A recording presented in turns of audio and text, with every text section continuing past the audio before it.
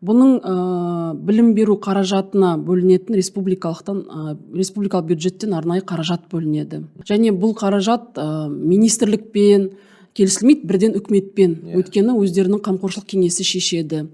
Бәлкім сол кезеңде бұлдай жоба қажет болды. Өйткені Қазақстан әлемнің білім нарығына, ондағы болып жатқан өзгерістерді нақты зерделеуге, мүмкіндік алуға бұл білім ұйымдарының жасаған оң өзгерістері бар. Оны ешкім жоққа шығара алмайды. Біріншіден, ол жерде білім бағдарламалары жаңаша бекітілді. Ол жерде олимпиадаға қатысты білім методикасы.